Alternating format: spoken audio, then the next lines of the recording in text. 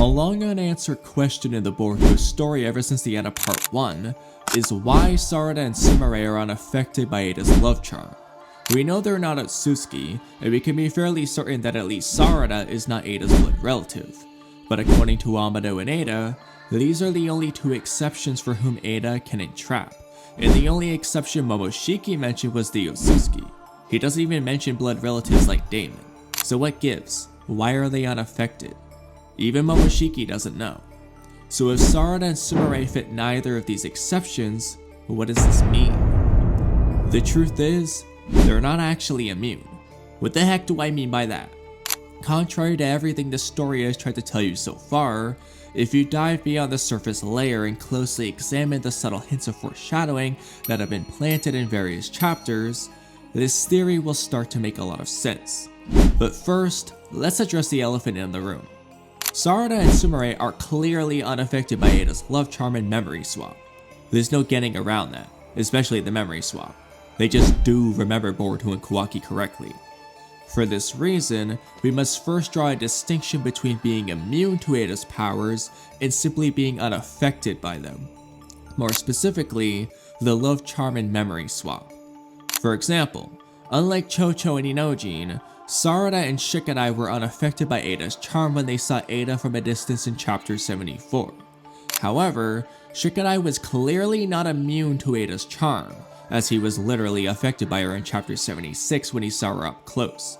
I'll come back to Shikadai in a bit, but regardless of why Shikadai was unaffected in chapter 74, I believe Sarada and Sumire are in a similar boat, simply unaffected by Eida's powers at the moment, but not inherently immune at all times.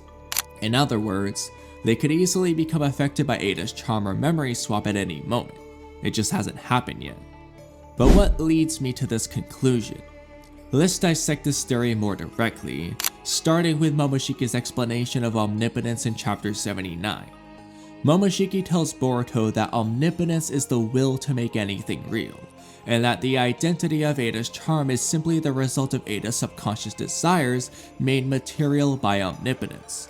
Moreover, Momoshiki also tells Boruto that omnipotence does not affect the Otsutsuki like you and Kawaki, nor its caster Eida, but makes no mention of Daemon or blood relatives being immune, despite the manga panel literally showing Daemon alongside Boruto, Kawaki, and Eida.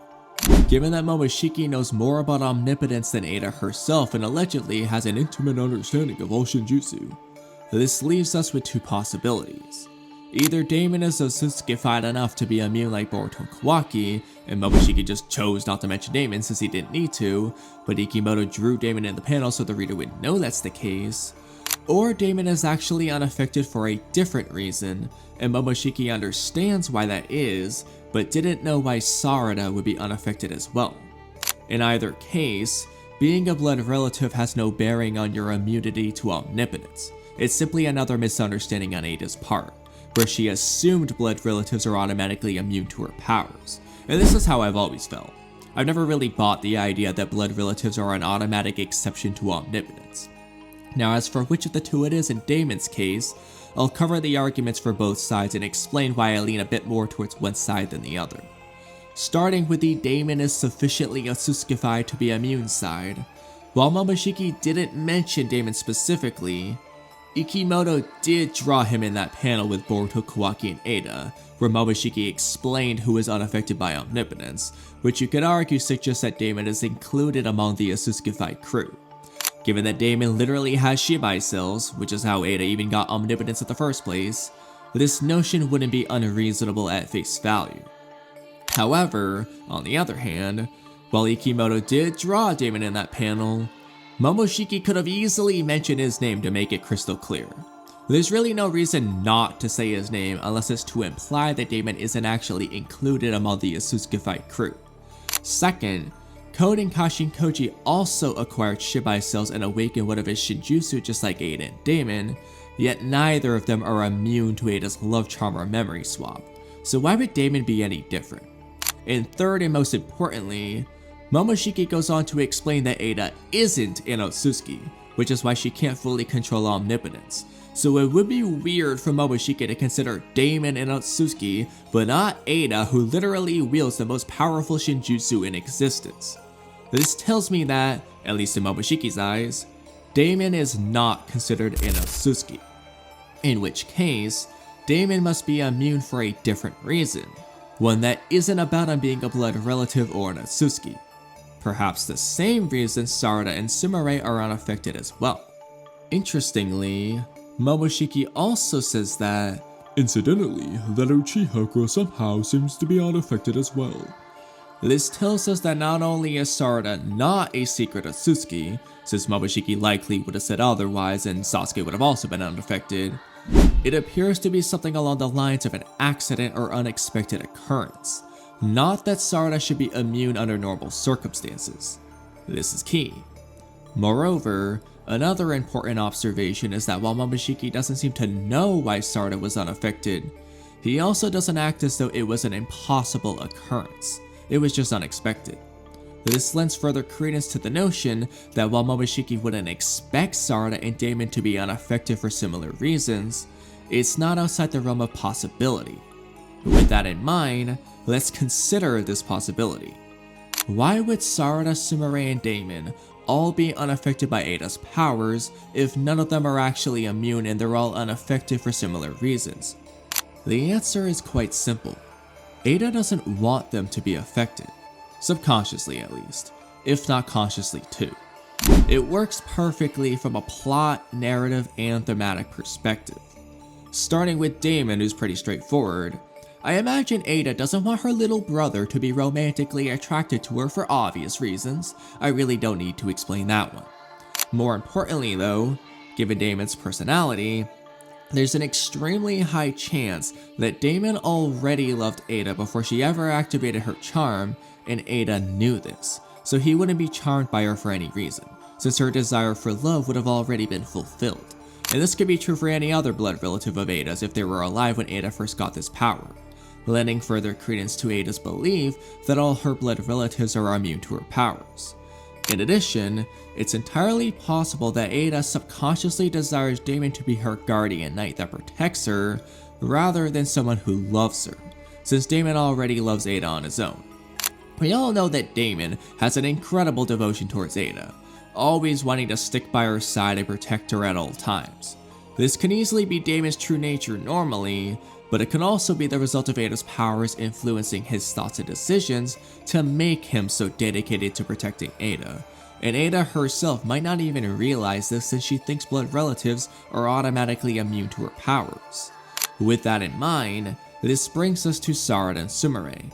In their case, however, rather than being unaffected because they already loved Eida independent from the charm, I think they're unaffected because of Eida's intense desire for true friends who aren't affected by her powers. In other words, Eida chose Sarada and Sumire to be her friends because she knew they liked Boruto and thought they might be able to understand and relate to how she feels about Kawaki. That's exactly why Eida straight up asked Sarada what she thinks about Boruto during that conversation in chapter 76.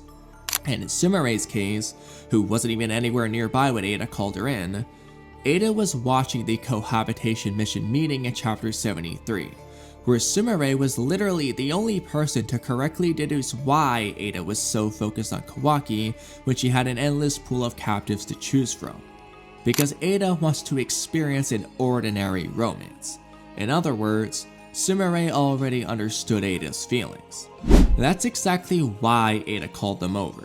She chose them for a reason. Right before that, Boruto and Kawaki were calling her out for choosing Kawaki over Boruto and for selling Boruto out to Code so that Kawaki could live. Eida was so worked up over her feelings for Kawaki that she couldn't even respond to their points. She needed some girls to talk to, ones that could actually relate to her, unlike Chocho, who speaks her mind without a care in the world all the time. Further evidence to support this is Eida's expression of disappointment, almost sadness, towards her ability when Sarada and Sumire pretended to be under her charm in chapter 76. Eida doesn't get upset like that every time someone is charmed by her. She only did so when Sarada and Sumire in particular were seemingly affected, letting her true feelings flood out. her feelings of distaste towards his ability that not only steals romantic love from her, but ordinary friends too. A popular theory is that Sarada and Sumire are immune because they're in love with Boruto and Atsuki. Now, I've explained in previous videos why this makes no sense mechanically, as the memory swap and other uses of omnipotence have nothing to do with love. It's flat out weird for you to be unaffected because you love an Atsuki when genuinely loving another human has no effect, and the line drawn between crushing on someone's hearts, genuinely liking a person romantically, and truly loving a person is incredibly vague and downright inconsistent in this regard, as the terminology that's been consistently used for Sarada and Sumire's feelings towards Boruto has been that they like Boruto, not that they truly and deeply love him. Yet they're unaffected while Chocho is affected despite her blatantly obvious crush on Kawaki. There's also no narrative impact behind this, it's just pure plot convenience at that point.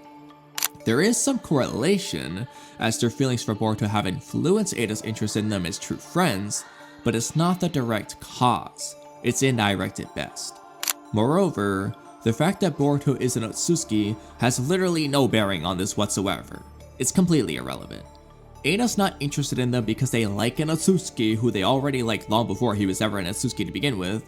She's interested in them because they genuinely like Boruto the human and might be able to understand where she's coming from. Especially since Boruto and Kawaki were the ones calling her out right before she called Sarada and Sumire over. Narratively, this is as cohesive as it gets. Eida's needs and desires within the narrative are reflected perfectly by omnipotence within the plot. However, just because they're unaffected by the love charm and memory swap doesn't necessarily mean they can never be influenced by omnipotence in other ways. Just as Daemon's devotion towards Eida could in theory be amplified by Eida's powers, Sarada and Sumire's thoughts and actions could also be influenced at times. Look no further than this latest chapter. When Sarada and Sumire had their little argument, Sumire acted a bit strangely, lashing out at Sarada with a mix of fair criticism and unreasonable complaints, something Sumire herself questioned after the fact. And while this was happening, Eida's reaction of enjoyment was emphasized pretty heavily.